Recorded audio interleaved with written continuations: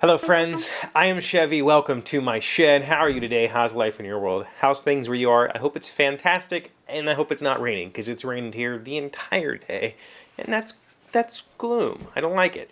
I asked for questions last week, and somebody, I believe it was Carl, I'm not positive, asked about my t-shirts, and how many t-shirts do I have, and what's up with the t-shirts. And so I thought we'd talk about it, because I have apparently a lot of t-shirts, and the interesting part about it is that t-shirts haven't been a part of my life for very long. In fact, t-shirts are a direct result of this show. Prior to this show, I didn't wear t-shirts. That's a little bit hyperbolic, but not very much. I wore t-shirts to bed usually. That was it. Prior to this show, I wore dress shirts pretty much all the time. In fact, I used to joke my old job when I worked in K-12 schools, we had to wear a quote uniform, and our uniform was a polo shirt. And I used to joke that I have to dress down to go to work because my normal dress was dress shirts. And I had been wearing dress shirts for most of my adult life. And it has nothing to do with the military. It was just a matter of style.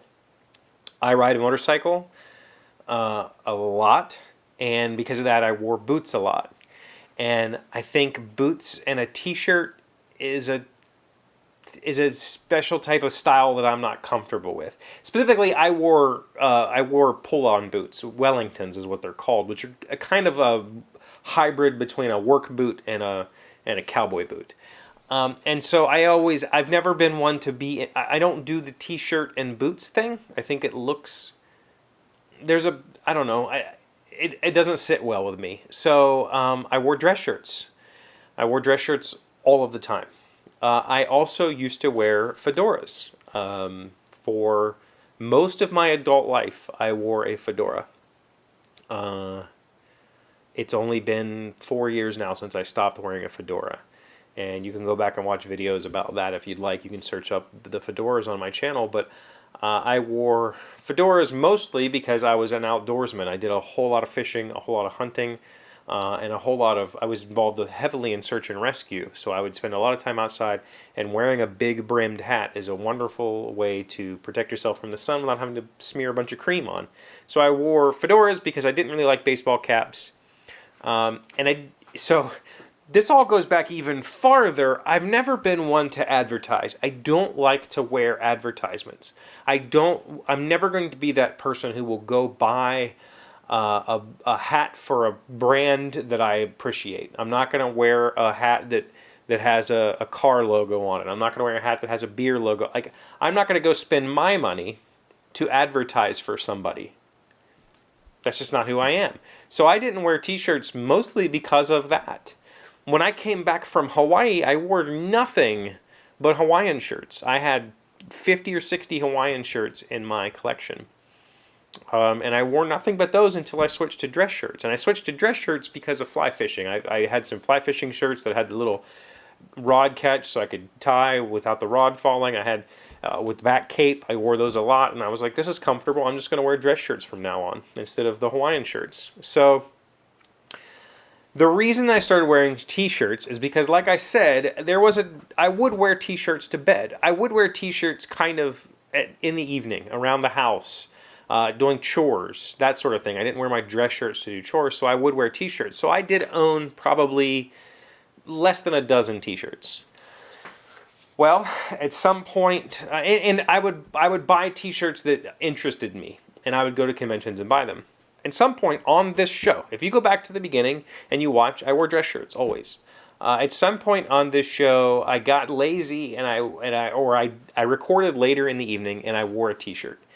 And it happened a couple of times, and then somebody commented on the t-shirts. They were like, "Hey, I like the t-shirt," and I was like, "Okay." Every time I wore a t-shirt, people commented like, "Where'd you get that shirt? I like that shirt." And I was like, "I don't know, I got it here." And so at that point, I was still working my old job. I still had to wear the polo shirt at work. But I started thinking more about t-shirts, and I would buy a couple of more here and there as I found them. Well, in my current position as a software developer, I can wear whatever I want. And so I just abandoned I decided it was too much effort to come home and change into a t-shirt, so I just wear t-shirts all the time. And it's directly because of the show that I have a collection of t-shirts. I have roughly probably 60 or 70 t-shirts from Star Wars. This is a t-shirt that somebody got me. I do have a few quote advertisement t-shirts.